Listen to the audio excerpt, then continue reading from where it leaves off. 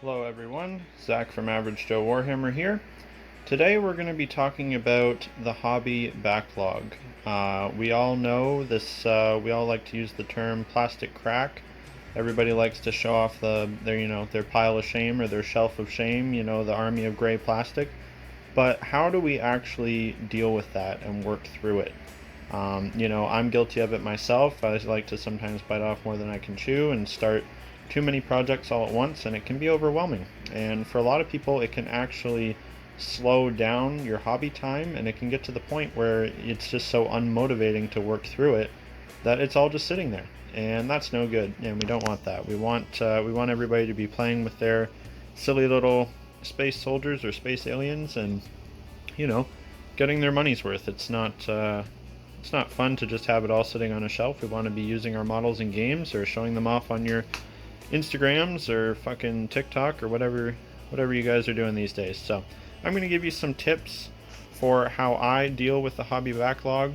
I've got some of my own projects, work in progress, things laid out here to kind of show you how I wrap my head around it, and hopefully this can help you guys work through your piles of shame too, because I know some of you on there are very guilty of having massive piles of unopened Games Workshop boxes or shelves of gray plastic. So, before I forget, make sure to check out the end of the video. We're going to be doing the second iteration of where I'm showing off you guys' kit bashed models. I posted, or I mentioned it in my last video, and I posted on Instagram. If you guys have any cool kit bashed models or kit bashed armies you want me to show off and talk about, I will show them at the end of the video, and I'll give each, as long as there's not a crazy amount of them. I think like five people sent me some things since the last video. So at the end of this one, we're gonna take a moment and talk about each of them, and yeah, so I think that'll be cool. So make sure to stay to check that out. So without further ado, I'm just going to start off by saying one of the most important things I think is to really know yourself, know who you are as a hobbyist, what gets you motivated, what actually makes you want to. I was about to say get off your butt, but really we do a lot of painting sitting down. But get out there and actually start hobbying and painting and working through that pile. So are you somebody that needs, are you somebody that's a big procrastinator? Do you like to start things and put them off? Are you somebody that is super OCD and you're not happy until every little thing is painted to perfection or the best that you can do, and that slows you down a lot? Are you somebody that, they need like a reward system in place to motivate them to paint, like they need that, whatever the prize at the end there to make you want to get working on it? Are you somebody that is just motivated by games? They just want to get out there and play games and have an army that looks okay on the table. Once you understand what you're trying to get out of the hobby and what actually makes you happy to paint and motivated to get things done, you can really focus on that to help you work through a large amount of models. So I'm going to say now I'm going to say some things that work for me. They might not necessarily work for everybody, but what I've found, and I've been doing this for a little while now, I find it actually helpful, and this could be taken good or bad ways, right? Don't overdo it. I find it helpful to have multiple very different projects on the go at once. I've bought and sold, different armies over the years, and it's like everything in moderation, right? Like, it's okay to have multiple armies, it's okay to have multiple projects, as long as you're actually going to work through it all, which I tend to be pretty good about. If you're not, maybe don't go off the deep end, but I find it helpful to have multiple different things because I'm someone that gets burnt out really quickly doing the same thing over and over again. I can't sit there and paint. If I'm going to sit down, over a weekend or whatever, and paint these 10 Kroot carnivores here, by the end of painting 10 of the same model, the same colors, I am going to be sick of them. I'm not going to want to paint any more Kroot stuff, but I still have other things I can work on that are different enough that it's like I'm tricking myself that like, oh, I'm doing something new and exciting. I'm still painting, I'm still working through that backlog, but it's something completely different.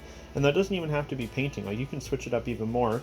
I've got some couple trash terrain things I've made recently, and these are examples of these are times when I got burnt out of painting models in general, but I'm still being productive in that now I spent a little bit of time. It takes like no time at all to make this crappy trash terrain, sprues and cardboard and little bits and whatever. Now I've got some cool new terrain to play my games in, and that was motivating for me. I'm happy to have that. It got rid of some bits that were just sitting around collecting dust. It got rid of some sprues that would have went in the recycling. It was still helpful in its own way, and after doing that, now I'm motivated to come back. And maybe I still don't go right back to crew. Maybe, like, I'm going to use this guy for an example. This is my Knight Castellan. This guy literally sat on a shelf, half painted, for like a year, because I just wasn't feeling it at the time. I still was going to get to it, and I knew that I would get to it, but I just wasn't at that point yet where I felt like painting this great big model. So, and again, I'm going to use this guy as an example too. When you've got big models, it can be very overwhelming. Like, this guy's all put together, all in one piece. To just sit this down on the table and be like, I'm going to paint this Corn Lord of Skulls, that can be very daunting. It's a huge amount of plastic, lots of detail, lots of different parts. That can be a bit too much. What helped a ton with this guy specifically, and I'll probably do the same with him, is I did this in sub-assemblies. I had all the armor pieces separate. So, like, okay, I'm going to sit down and paint, and I'm just going to paint one leg panel, or one armor piece, or one gun, or whatever. And what that did is it gives you that sense of satisfaction and completion, because at the end of that session or whatever, you're holding a complete little model, one leg armor, one gun, whatever, and you're like, wow, I did a good job, this looks cool. And then it's like building a puzzle. You put that on the model and it's a little bit more done. And that really motivated me to see the model coming together very quickly. All of a sudden, now all of a sudden his leg armor's done, then his carapace armor's done, then the turrets are done, or whatever. So seeing that actually coming together and having at the end of the day a finished little piece worked really well for me, rather than trying to do it all in one go and having the whole thing kind of half painted. I had fully painted little parts, and that helped me a lot. So like on this big guy that's all put together, I'll probably start with, say, like, one day I'm just going to paint his whole arm, and then the next day I'm going to paint his other arm, or I'm going to paint his head, or whatever, and I'll work through it that way. Another thing that can be really helpful is to switch up from painting, and maybe because the other thing that's motivating for me, other than seeing a fully finished painted model, is to see a fully finished kit bashed model. So, like, as long as you're still sorry, I had to move the camera there. You're still making progress, right? You're still using bits from your bits box. You're still getting rid of some of that backlog. You're still using up some of your parts, and now you have, again, a finished, satisfying thing to look at. Again, this guy, the pieces for him probably sat in the box for like a year, and now a bunch of little parts have been used, and I have this cool little thing that I will then feel motivated to paint. Same with these. Like, I had no real need for assassins, but I had some bits lying around, and I was kind of sick of painting, and I had to look through the box, and I was like, you know what, I think I can make a couple little assassin characters out of those. And it's still something, right? You're still chipping away at the backlog, and it's better than doing nothing. It's better than just sitting back and being overwhelmed by everything. You're at least making some progress, and I think that's really important. I think it's really important to have those little rewards along the way to make you feel like you've done something. And again, another way to look at it is, like, maybe you're somebody that hates building, but you love painting, or vice versa. Or maybe you hate painting big things, but you like painting little things, or vice versa. You can trick yourself and reward yourself, and that can be motivating. You can be like, okay, I just need to buckle down and get these 10 Kroot carnivores done, and then when they're done, I will reward myself by painting a character, or by painting a big vehicle, or by building some terrain. Whatever it is that you like, force yourself to save that till the end. So I find that to be really helpful for me, and I kind of flip flop back and forth too from what I feel like painting on any given day. But I make sure I make myself wait to do that until I've done the thing that I need to do. Obviously, we don't need to do any of this, but it's like anything. Another thing is, don't be afraid of having the odd half painted model around. This really bothers me, but at the same time it's really motivating. So I will paint sometimes. I'll get painting and then I'm just not feeling it anymore. I'm just not feeling the look of it, and I need to just set it aside for a little bit and come back to it. This guy, I did this little bit of painting. I think I did it last week or maybe the week before, and now, because it's been sitting on the shelf staring at me all ugly half painted, now I feel motivated to work on this again at some point soon, because it bothers me a lot to see it half painted looking like shit next to nicely fully painted things. So that can be another way to look at it. And again, like I'm gonna kind of bring it back to kit bashing. Kit bashing is another really cool way to work through the backlog, because we all end up having these just mountains of bits and parts lying around doing nothing for us, right? They're sitting in our boxes collecting dust, not being used, taking up space in our house. Your wife might be annoyed, they're lying all over the place. Kit bashing is a way to finally find a use for all those parts. And if you're decent at it and you enjoy it, you can use up a whole bunch of parts really quick. Like I said, whether you're making terrain with the sprues and shit, or you just like I don't even remember where these were from really, but like I just I'll sit there and I'll stare at it and I'll try to think. I'm thinking through all the units and all the armies, and I'm like, what can that be? And then I'm like, well, if I did a little something here and there, like maybe it's an assassin, and then that gets me motivated too, because I'm like, cool, I'm gonna make something unique out of that. Yeah, I think that's pretty much all I wanted to say on it. I think that's all of Uncle Zach's tips here for you guys and your backlogs. Like I said, don't be afraid to start multiple projects as long as you're actually going to get them done. Don't be afraid to take a break and take on something different. And don't be afraid to treat yourself like a little child that doesn't want to eat their vegetables, and reward yourself with something fun that you actually are going to do. But anything you can do, no matter how small, no matter if it's, oh, I'm just going to paint this stupid little shield drone on my break at work, it's something at least. You're chipping away at it. And then think of it this way: when you finally get everything done, how cool is that all going to look on the table or on your shelf? And that is when you can then start taking on another project. I have challenged myself to paint a fully kit bashed army again, another one, next year. But I am not going to let myself even start it until I've got caught up on this backlog. I've got maybe 1,000 points of Crute, roughly, to finish and paint. I've got a couple random little characters and things to paint. And I've got, I think, 3 large Chaos Demon Engine-y things to paint. I will not start that other army until I've got all that done. And if you see me cheating, make sure you call me out on it. And because I've been known to go back on my hobby promises as well.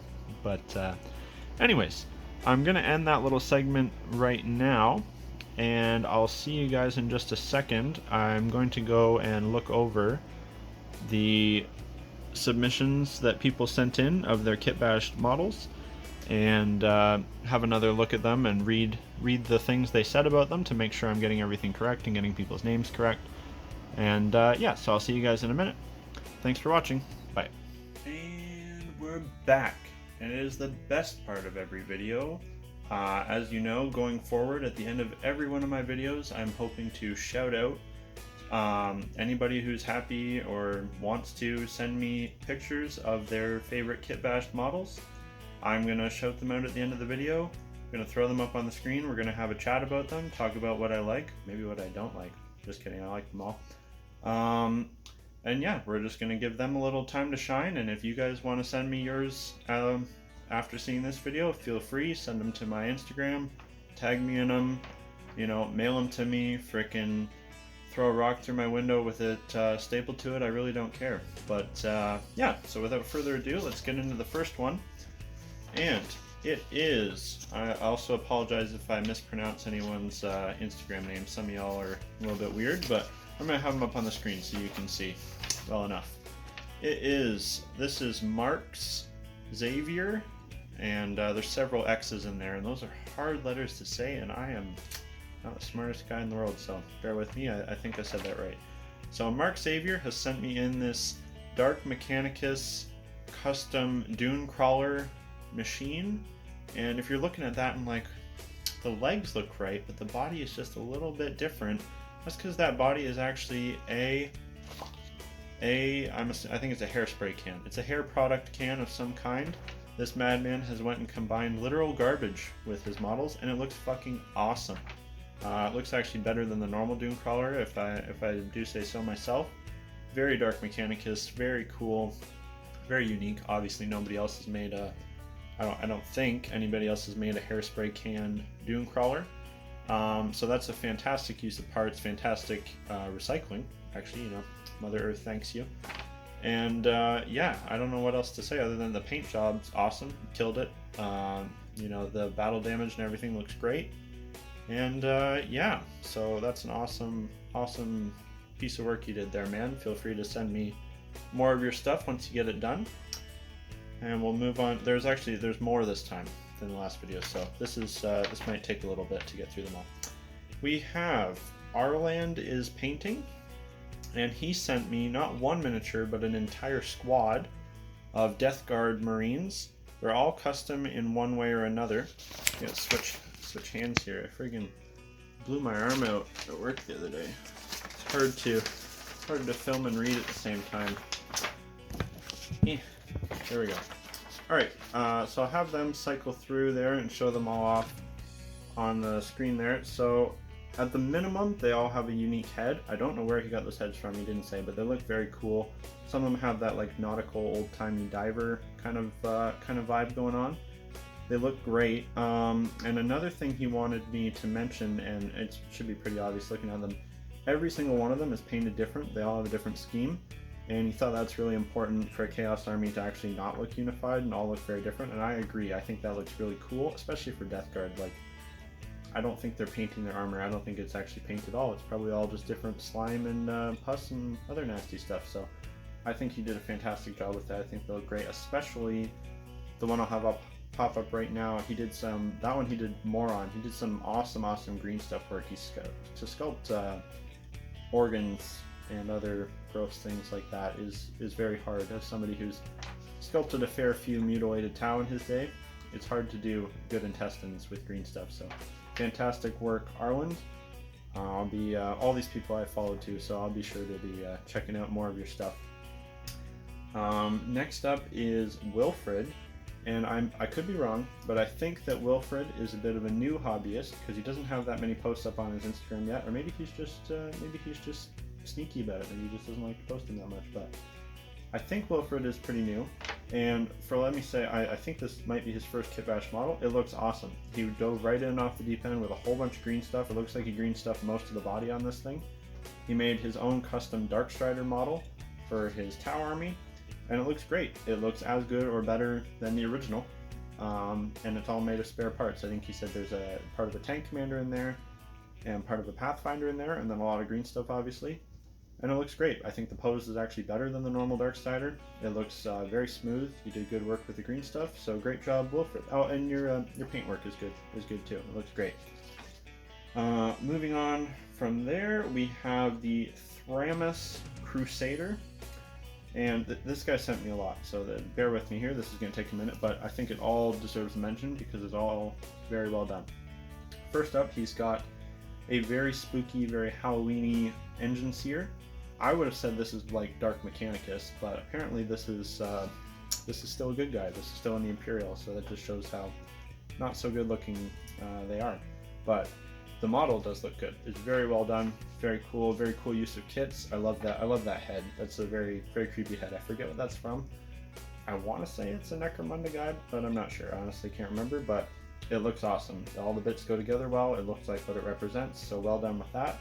Next up, he has a Night Lord's Tech Marine, which that's two things that you don't see a lot of. You don't see, or sorry, not Tech Marine, I guess it'd be a Warpsmith if it's Chaos, right? You don't see Warpsmiths ever because the model's horrible and old, and you don't see Night Lords ever because they're just not, they don't have models, they're not represented, most people don't even know they're a real faction to play. So really cool work there, really cool model. And it's great to, I love it when people make models of things that either don't have models or aren't represented very much. So great work there. It looks awesome, looks spooky. Again, that Halloween theme. Awesome. Good time of year for spooky Night Lords. Finally, Thramus Crusader sent me an entire army. So the rest of you guys got to pick up the slack. This guy's been busting out whole armies over here and just sending them my way. So it is an entire, I believe this would be Imperial Guard. I believe this would be played as Imperial Guard just based on the units, but as you can see there is everything from Genestealer cults to Space Marines. There's a Land Raider, there's frickin' Centurions. I think the Centurions are Bulgrins. They got the shields. They look awesome, dude. It looks super, super unique. It's all unique, but it all looks cohesive. It looks like this ragtag Auxilia force. It looks awesome. My personal favorite are the Goliath / Basilisk truck things in the back with the big cannons. I think those look awesome. They look so much cooler than the normal Imperial Guard things, and I like Imperial Guard, but they don't scratch that like sci-fi itch for me. So this all looks super cool. I could see this being like some sort of a hive militia, no problem. Yeah, not much else to say. Like it's all different factions, it's all different armies, but somehow you brought it all together and it looks cohesive and it looks great. I would be super stoked to play that on the table. And I guess a little bit of a hint, no, maybe not a hint, a little bit of a secret. I'm actually working on my own custom guard type army, so might have to take some inspiration from you there, Thramus Crusader. So last but not least is my good friend Royal Purple Paint. And I say good friend because I'm friends with anybody that plays World Eaters.